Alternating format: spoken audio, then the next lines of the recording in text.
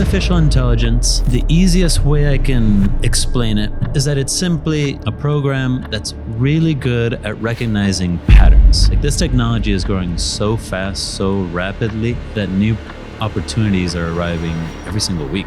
It is going to take over your job. Hi, everybody, and welcome back to another edition of The Process Fixer. For those of you who may have not noticed, we did change the name of the show to better align to the business that I'm in. Over the last few months, we have been pivoting from AI and talking a little bit more about automation and how to automate your business with AI. So because of that, we decided to just align everything back with the channels that we already had. So if you're new to this channel, make sure you go back and check out all the content for the last 100 or so episodes. A lot of things about AI and automation and technology and blockchain and all the cool technological advances that are happening in the marketplace.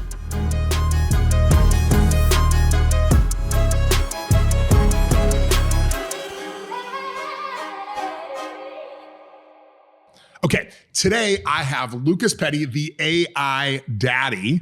And as we talked about in the break, he is only the daddy when he has the jacket on. Pretty much. Yeah. He's just sounds about right. You're just AI when the jacket isn't on. But Lucas and I have been friends now for, I don't know, has it been a year? I guess it's probably a more little than a year. over a year. Yeah, and you've been a guest on the show before. We're actually business partners in an AI company. Yep. So we talk all the time. We were, I'm the fifth member of the Beatles when it comes to the improv group that Lucas is involved in with a couple other friends, Aaron Bear, who we've had on the show, Forbes Shannon, who I have never had on the show. Yeah. I mean, he's sort of questionable anyways. He'll get his time to in the limelight. So. Yeah, exactly. So welcome. Let's talk a little bit about, we talked a little bit about this in the last episode, but I'd like to revisit it. So you came from a background of automation, right? I mean, that's been the type of work that you've been doing. But last fall, I guess even into winter, when ChatGPT came out, that really was a pivot point for you. So basically, I was the founder of a startup that focused on a subscription model where you could buy and acquire all the systems that are usually used to scale every department, from taking a startup to go to idea to launch and building it up to like roughly its first million. And that just came from us gathering a bunch of SOPs that existed out there, all the industry best practices. And then when, AI came out, ChatGPT, what was it, December 15th? AI, I don't know what the date was. It was in November. A pretty big deal. November, I had realized that AI had killed my business because I could have stayed in the same industry for the next 3-5 years and be making good money. However, that doesn't change the fact that it's a well. It's a shrinking market that's dying out. And when you compare it to the tool that most people know, ChatGPT, you can ask it to make you any of those SOPs, any of those processes, except it can tailor make it, right? It's specifically to what your needs are. And that's where I didn't have that advantage or that capability. You still had to go in and manually input everything and figure out how it flows into your processes. It didn't make any sense. So literally overnight, I fired my entire team, stayed up 3 nights without any sleep, thinking, what the hell do I do next? When, again, my industry, what I was doing is dying and this new technology is taking over. I realized if you can't beat them, join them, right? Like I realized if this is the future and I see how this is already collapsing what I'm doing, well, I might as well get a head start since no one else is really paying attention. Like they're paying attention at a surface level. And I had the unique ability to then pivot. And I just, because I wanted to learn faster than anyone, I basically created a social media account, a TikTok. Because none of my friends used TikTok. I hadn't used any social media in 2 years. Wow. And I just started posting videos because the fastest, easiest way to learn something is to start teaching it, Yes. explaining it, talking about it. Yeah. Within a week, I had 10,000 followers. 2 weeks, 20,000. Wow. Within, I think, 2 or 3 months, I hit the 100,000 mark. And it's been over a year, or a little under a year, actually. But it has just been this phenomenal journey. And I'm so glad that I switched over to the industry of artificial intelligence because the possibilities, as you've seen with your business, making the pivot are endless. Like this technology is growing so fast, so rapidly that new opportunities are arriving every single week. Yeah. And I think the interesting thing about the AI marketplace, and I've talked about this on this show, is that we have not yet seen what AI truly can do. You know, when you think about what ChatGPT does, and you see a lot of these startups and tech companies that are coming out there, you know, in essence, all they're really doing is just creating, you know, iterations of these, you know, of AIs like ChatGPT. But true entrepreneurism in the AI marketplace, and I don't want to downplay anybody that's been doing this for a long time, because there's a lot of companies that have been out there 6, 7, 8, 10 years doing it. But when ChatGPT exposed the average entrepreneur, the average person looking for ideas, to what AI could do back in November, that got us all starting to think about what could we do as entrepreneurs in this marketplace. And it happened with you and I, right? We start going at it. We start going, wait a second, what if we could do this? And then we started building something. Then we put some cash together. Then we got a development team. And then we got a first version of it. And we went, that's really cool. And then we started talking to customers, and customers are like, could you do this? And we're like, that isn't what we built, but we could do that, you know? So now we've pivoted and we've moved in a different direction. So the reality is that you won't see the product you and I are working on till first quarter of next year. Yeah. And there's tens of thousands of other ones that are the same thing. The true innovative models where people had to iterate on it, work it through, raise some cash, put it together, test it in the marketplace, find the use cases. Nobody's even looking at that stuff yet. That stuff is completely off the radar. Yeah. And I think there's a real opportunity there. I think there's a big opportunity for AI. And I think this time next year, we're going to be in a completely different place than where we are today.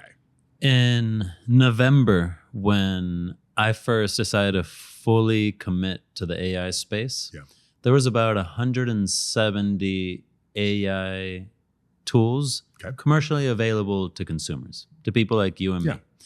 Truth of the matter is, AI has been around for decades, since the 60s, really is when it kind of started really picking up, at least the term AI. But it was only available to Fortune 500 companies. It was only available to university labs. It wasn't a thing that most people could get access to. Last time I checked, last month, there's over 7,000 AI tools available B2C. For consumers. So this technology is really just taking over the entire, like it's here to stay. I think that's what a lot of people haven't officially realized or acknowledged, because truth of the matter, like I'll address the name AI Daddy really quick. AI Daddy came from me testing 20 different names with 50 people. And I had all sorts of different reactions. And I found one name that like 70, 80% of the people I tested the name with said, that's the one you have to go with.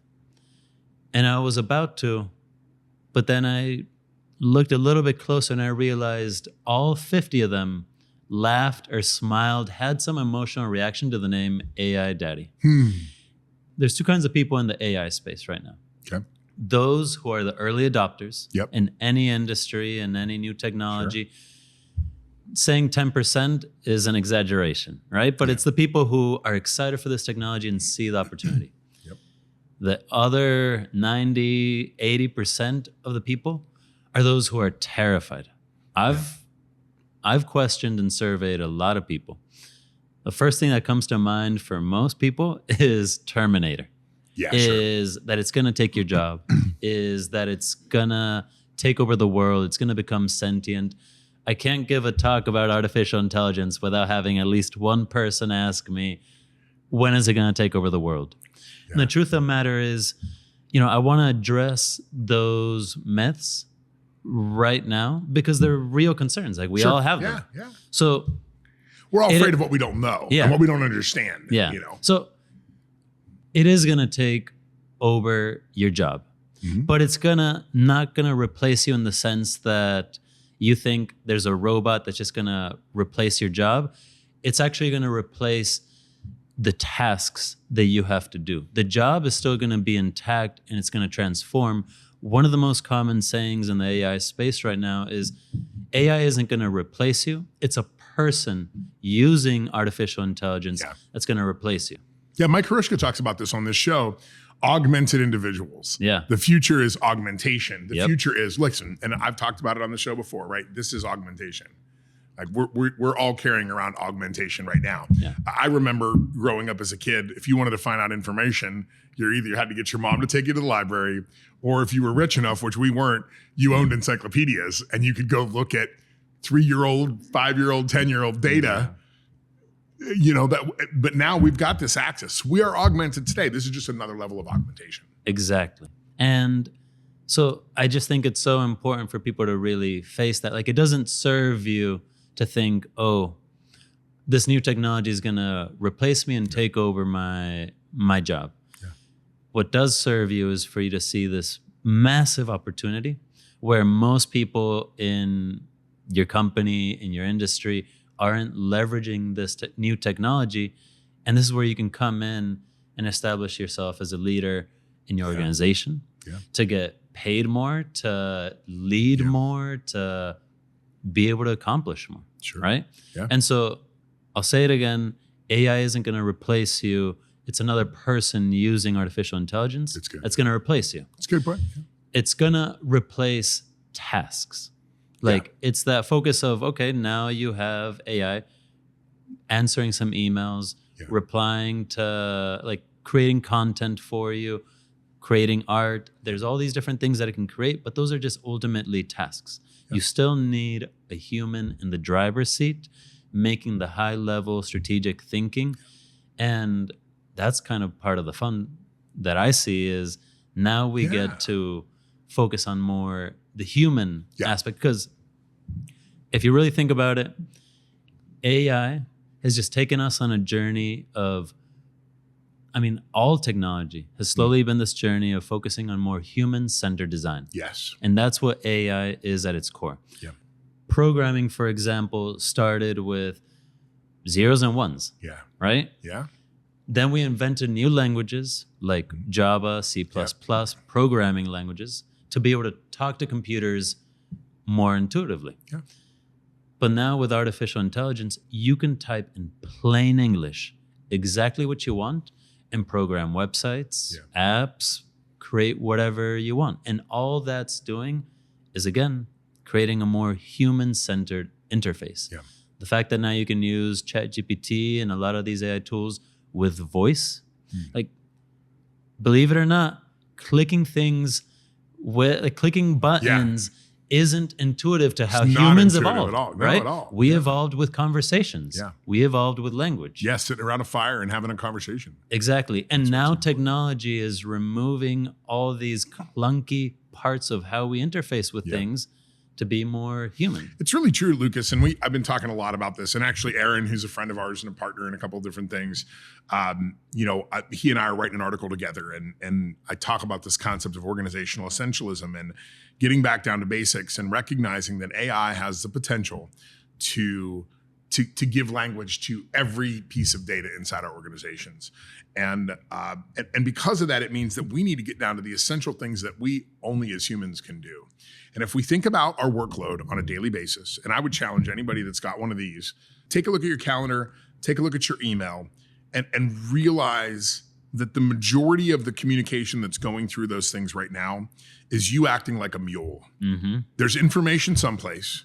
Someone else needs the information. You are connecting the dots between information. Yeah. I've talked about this a lot recently. There's only 4 different types of meetings There's a educate meeting where you're being educated. There's a design and create meeting where you are building something together. Everybody's bringing something together and we're putting things together. There's a decide meeting where we're making a decision. And then there's an inform meeting. And inform meetings are bullshit. Because, and they're 95% of what we do. We are catching people up. So if you think about that, if I'm trying to progress my business and I'm constantly catching people up, just the nature of that means I am not moving forward. Yeah. I am constantly trying to drag everybody to where I am so that we can better understand things. That is really, really difficult. And when you look at your email, when you look at your calendar and you realize almost everything that we do at work is just trying to get caught up on what other people are doing at work. And then you start to apply AI to that and you say, wait a second, if there's information and I give AI access to it, do I need to play the mule anymore? The machine can play the mule. Yep. Now, here's the scary part. Now, what do we do with our time? Because if you take away 95% of my meetings and 95% of my email, I know what I'm going to do as an entrepreneur. I'm going to create, design, educate. I'm going to decide. I'm going to build more shit. But there's a lot of cogs in the wheel that have to look at that and go, wait a second, my whole entire job is just scheduling meetings for people. It's pressing the button. It's pressing the button. So this is just revolutionary thinking of how we as individuals have to readdress what work is and redefine it. And it's the reason Process Fixer, we've been working really, really hard the last 4 or 5 months on trying to redefine what we do, setting these standards, talking about what our mission and vision and values are. And one of the things we have said our mission is to rescue work. People are like, what does that mean? I'm like, you know what? We don't know exactly what it means, but it needs rescued. It needs rescued from something. I love that so damn much because everyone feels with this new technology that their jobs are at risk. Yeah. Right? Everyone feels that their livelihoods are at risk. And I mean, I'll tell you, with AI Daddy, what we've been focusing on is helping companies implement AI policies and then doing training so that they don't just use this technology to its best of, like the best of its capabilities, but to use it securely. Because you bring up a lot of good points in that story just now where I'll tell you a story that I personally had experienced early on when I had first started.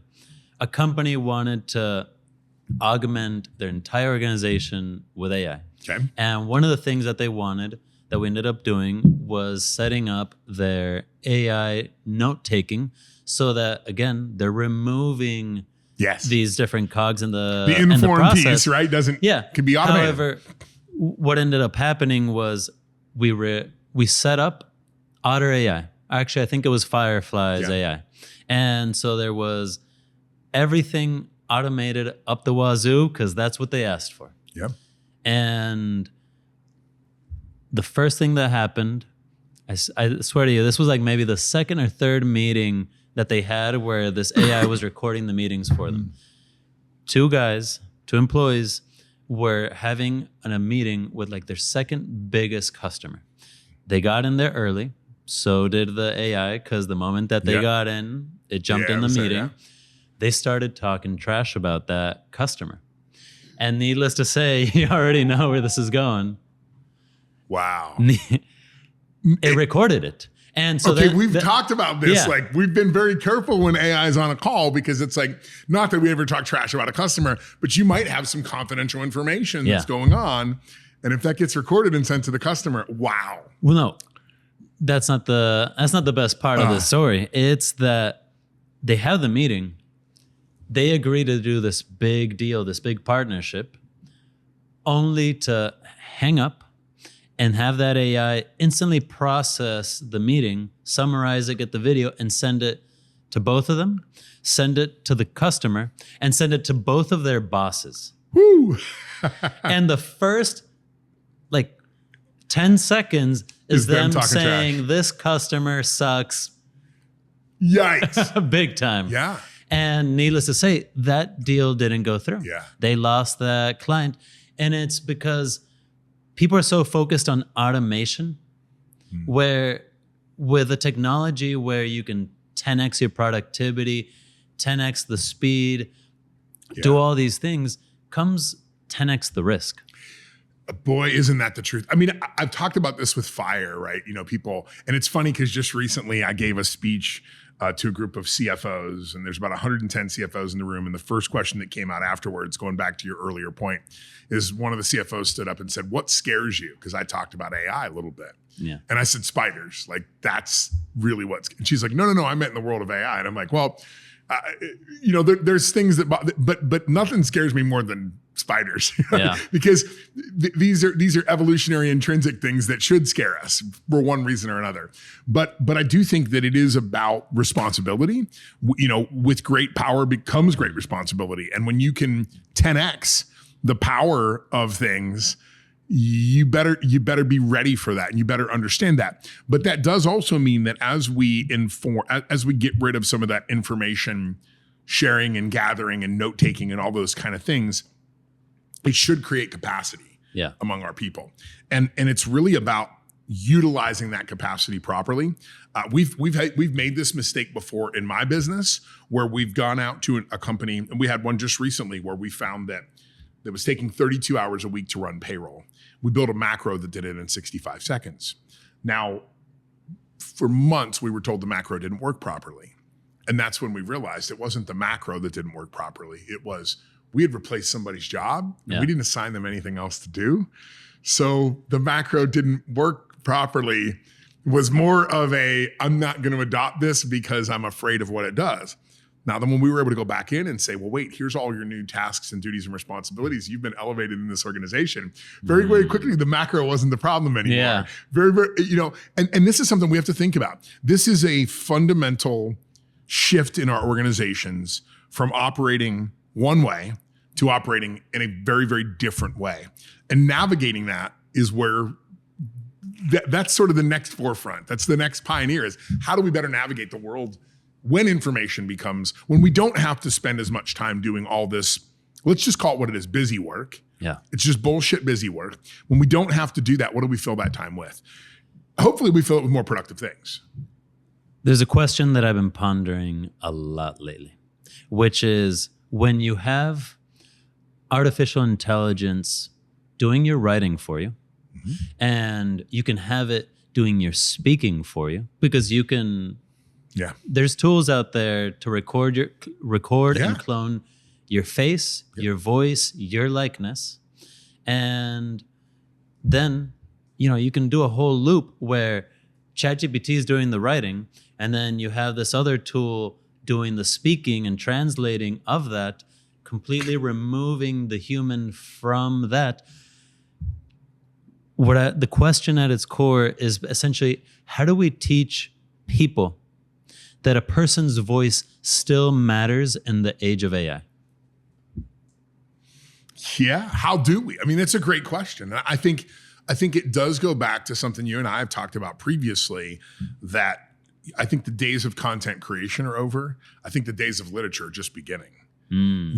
Because we will now have the time to not have to worry about writing the content on our website, but really being able to, I talk about somebody like Edgar Allan Poe. He didn't just sit down and write a poem and ship it. He wasn't like a big deadline. I had to get it done by Thursday.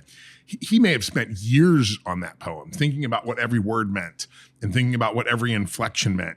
And he meditated on that, and he developed it, and he rewrote it. If you've ever seen, and some of the coolest archives are, the original notes from somebody, Led Zeppelin or the Beatles on a song that they wrote. And you look at the first version and you're like, I can see what the song is, but the lyrics are different and the tone's different and everything's a little bit different because it evolved.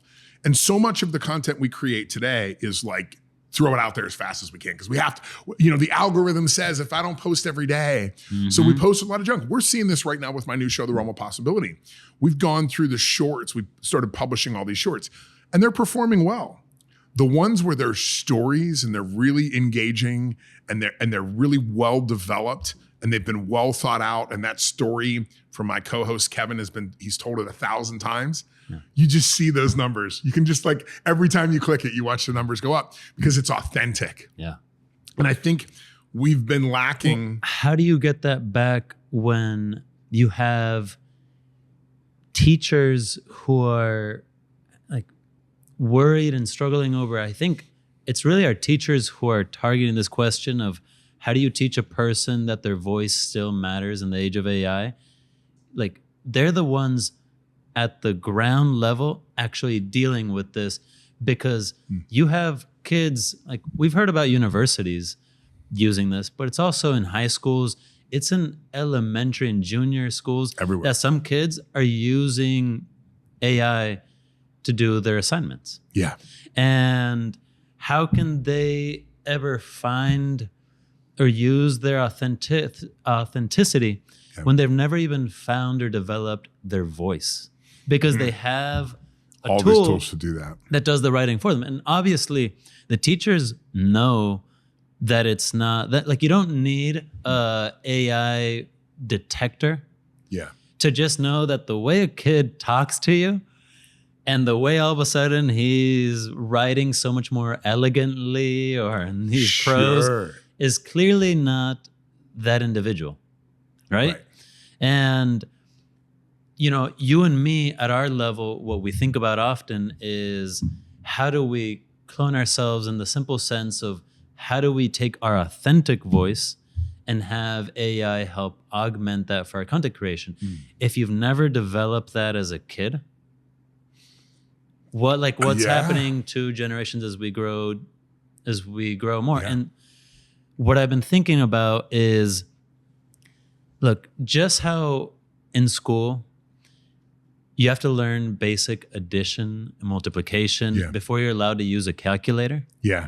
I think there's going to need to be the certain basic level of you developing your language skills, your writing and your communication before you're allowed to use AI.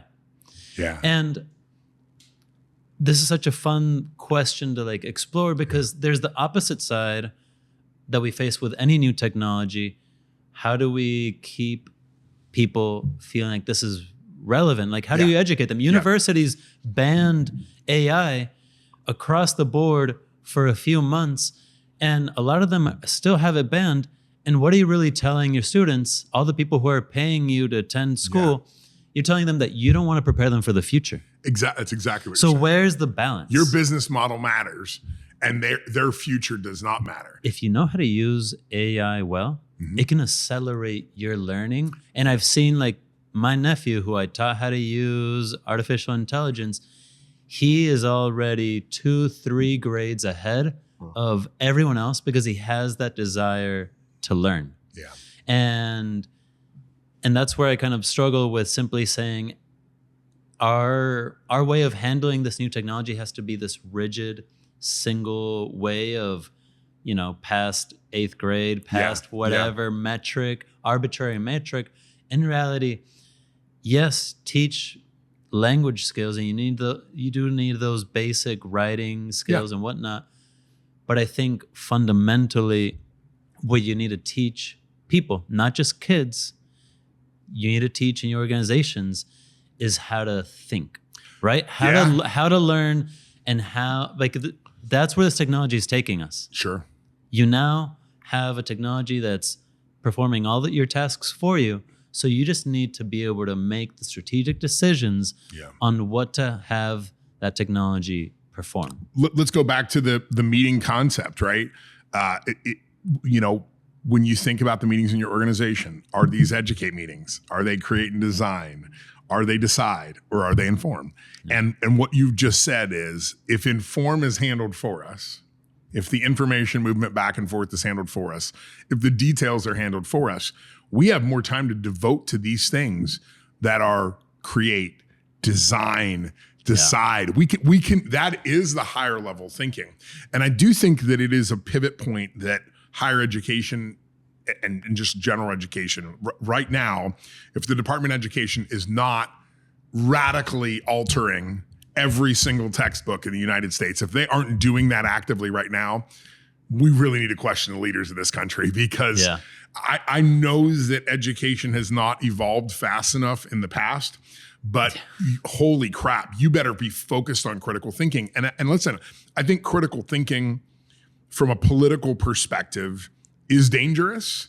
And it's one of the reasons that we probably don't teach it as much as we should, because we don't really want people that know the right questions to ask. Because if they start asking those questions, listen, I talk about this all the time. You know, when somebody's new to your organization, in the first 90 days, they're going to ask why all the time. Why?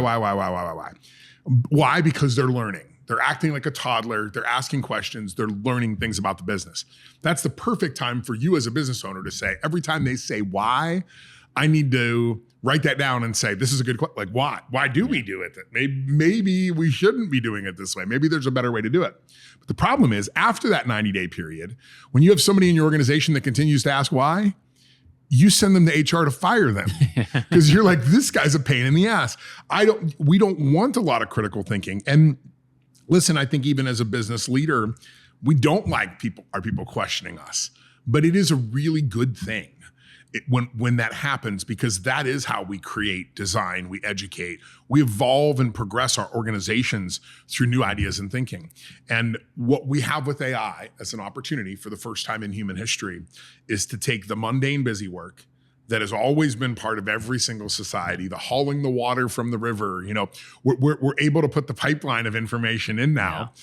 You know, even with the internet, I said this recently to a group of CEOs. I said, it's fascinating to me that, you know, we started out around the campfire, as you said earlier. We started around, you know, sharing information face to face.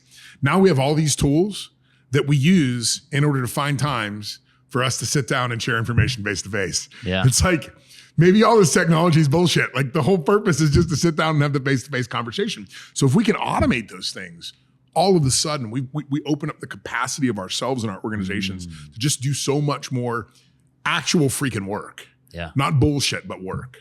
Oh, I love that. No, that makes, okay. I got 2 different companies. Yep. A quick little story of telling you how both of 2 different companies that I consulted with and helped implement all of these new AI technologies into their organizations, how they both went about it 2 completely different ways. And you get to decide who did it better. Okay. More importantly, how would you like your organization to operate moving forward? Okay. The first one, early on, again, when I was just saying yes to people saying, let's automate up the wazoo. Yeah. Let's put AI every single place that we can without thinking of the consequences. The first organization, I won't say their name, but they basically honestly betrayed my trust in the process of betraying their entire organization's trust, because they told me what they wanted was to help clone all of their employees so that their employees could work twice as fast, as hard, as productive, and that they would be working in tandem. And because I had told them the benefits of, you use this technology with you, you're augmented. Yes. I thought they were completely on board. Well, the moment we finished automating and cloning a lot of their employees' tasks, you know what happens? They let everybody go except for 1 or 2 people in each department. Yeah. And I felt betrayed. Yeah, I'm sure. Needless to say, every single one of those employees felt betrayed. Sure. And worst of all, it wasn't even 2 months before they realized, well, their technology is now suffering and not operating without human beings at the wheel. Yep. And that the truth of the matter is, whenever you leave something automating unsupervised, just how we talked about the meeting unsupervised, the consequences of it, if you leave a hammer that's automatically hammering swinging in every against direction, a wall, eventually it's going to punch a hole in the wall. It's going to break the wall. Yeah. And the organization literally started losing so much money that because they got rid of the people, the very thing that makes an organization, you know, makes the culture. Yeah. And, you know, they came back with their tail in between their legs and told everybody, hey, we want you back. They had betrayed everyone's trust They only got half the people back, but the entire company culture was destroyed. Yeah. The trust didn't exist anymore. Yeah. Why? Because they didn't realize that like AI is about human-centered design. Yeah. It's about putting human beings first. It's about serving each other. I mean, any organization, anything we do in life, we do it for others. Yeah. Right? Like the customers, the only reason you make money is because other people buy your things. Yeah. The only reason you have something to sell is because other people help you make it and promote it and all of that. And when you betray that, you end up with nothing. You do. And now we have the other organization that I told them the same thing of, this is about enhancing your team. This is about supporting them. And they were so on board and so excited that we riffed off of each other. And what they ended up doing is, yes, they never used the word clone. First of all, I was proud of them. If you're using the word clone and you're hiring an AI developer, they should all fire you immediately. They wanted to augment and enhance. People. Yeah. And they wanted to make their employees' life easier because they heard that a lot of people were working on things that felt like a waste of time. The meetings, the note-taking, all these just little these things. Mundane, busy work tasks. Yeah. They augment them. And in the process of, I convinced them that, look, we can't, like everyone's terrified. As we mentioned before, everyone thinks Terminator, it's going to take your job and it's going to take over the world. Right. So we put transparency first. We put honesty first. We put people first. And what we ended up doing was saying, hey, for everything that you augment, like if you can take away any amount of hours off of your job, we will still pay you that 8-hour day. Yeah. Yeah. Huge. And it didn't even take 3 weeks before all the employees had cut down their work to now on a daily basis, only working 3 to 4 hours. Wow.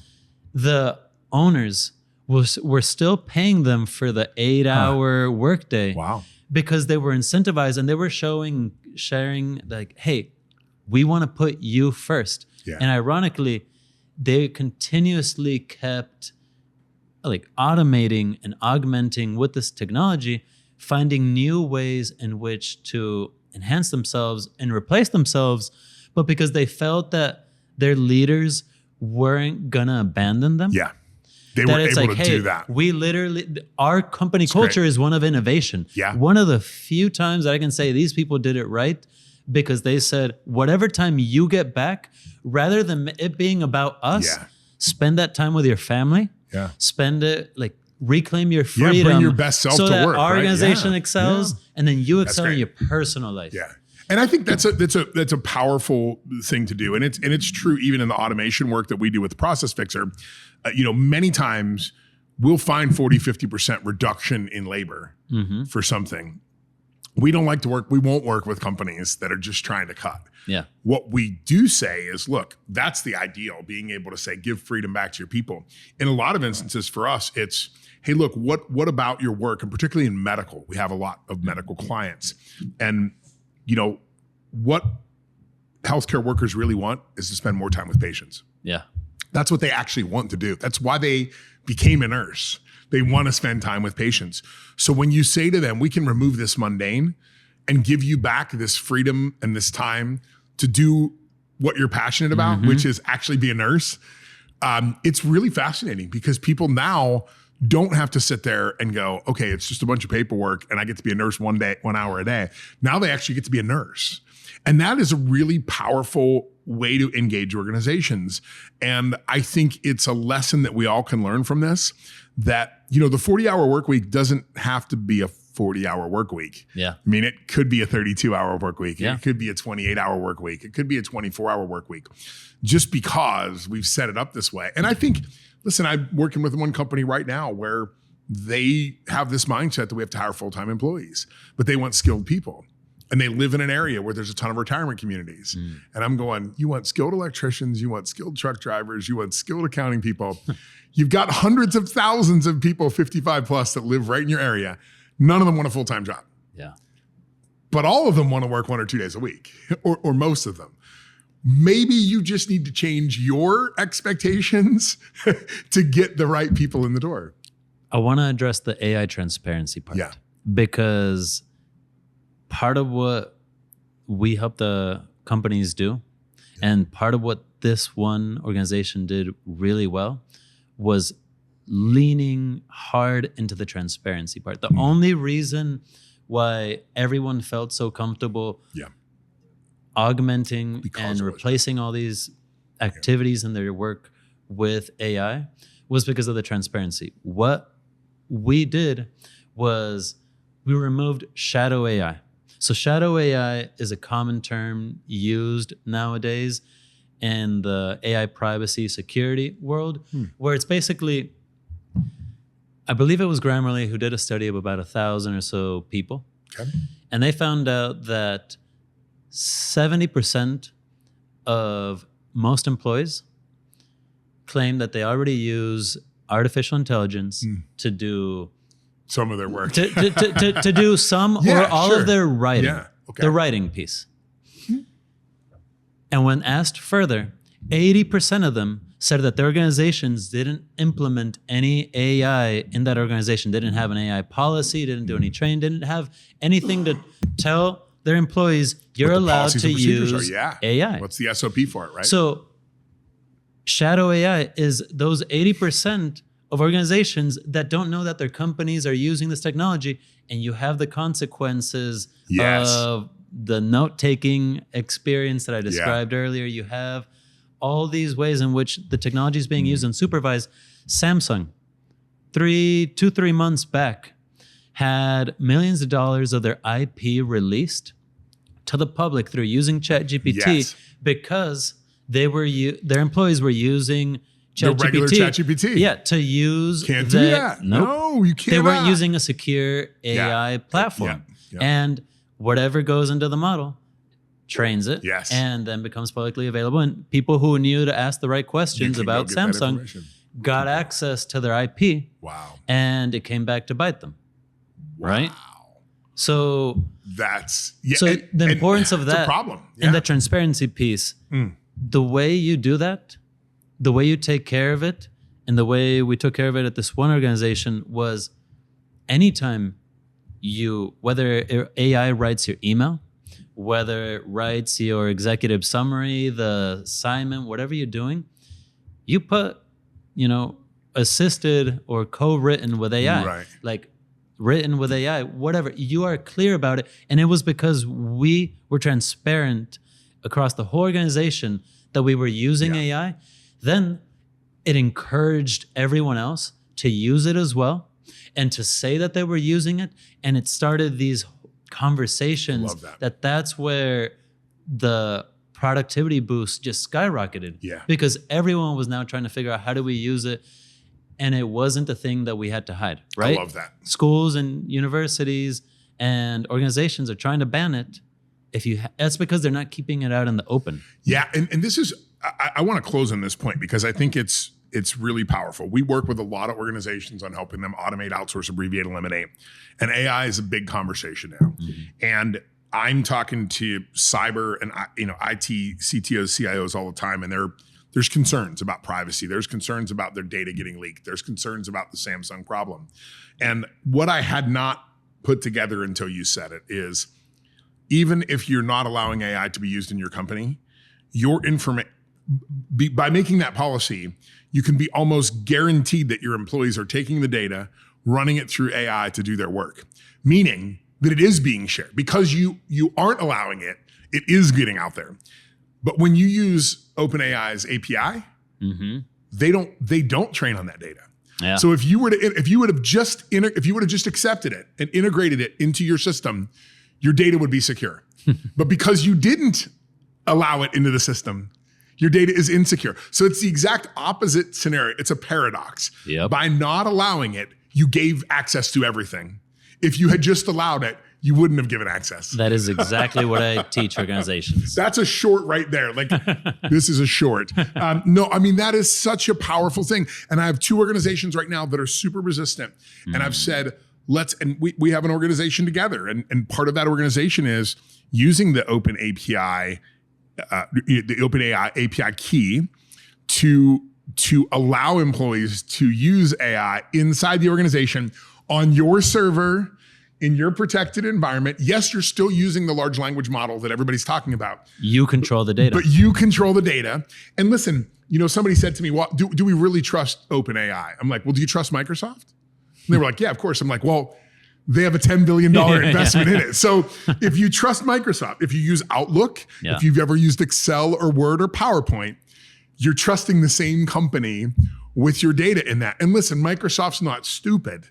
Yeah, these off-the-shelf AI companies absolutely could go share your data and do all sorts. Microsoft is not going to do that. They're a publicly traded company. The risk to them is so great. So you can feel secure in using that API.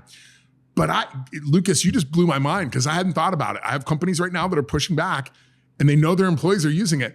No. By not allowing it, you've allowed it. This is exactly what I talk to CEOs about. That's a powerful. I'm so glad that clicked in your mind because it had never changes. done before. It changes the game. It's going to change 2 text also messages.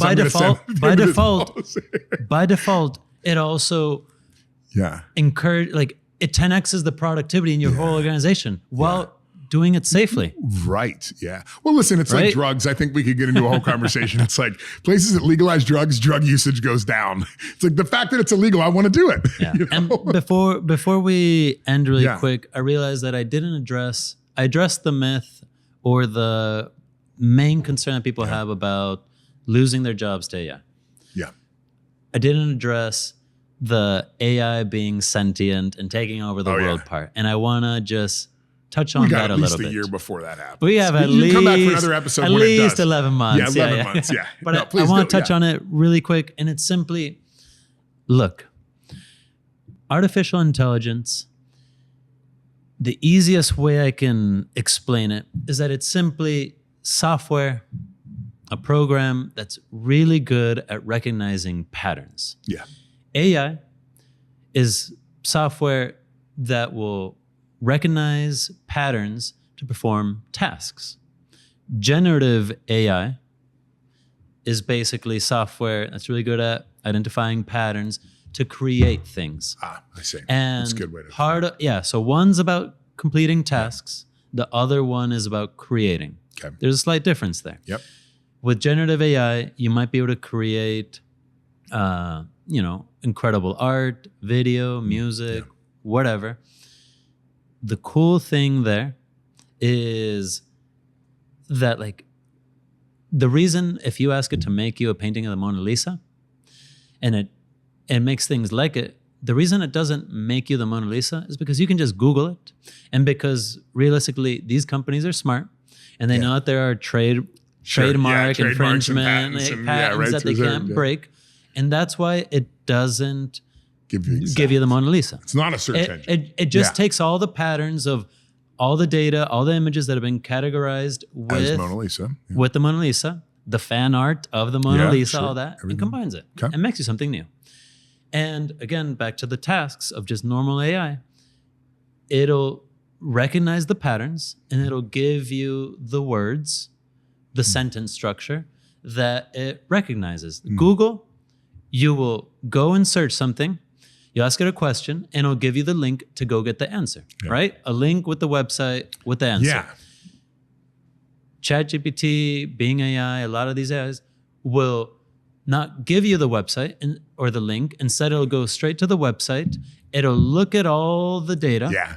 And then it'll basically look at the patterns and give you an answer based off of it. I like that. Yeah. It's a good explanation. I'm trying to simplify it so we have this basic... That's a really good at basic explanation. Yeah, so we have a basic understanding of how AI works. Yep. And so it's looking at patterns.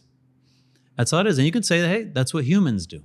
However, the reason we're very far from sentient AI is because what humans have that AI doesn't have, and I think it won't have for a long time, is the chemicals that we produce in our brains and in our bodies that create emotions, right? That is what makes us human. Yeah.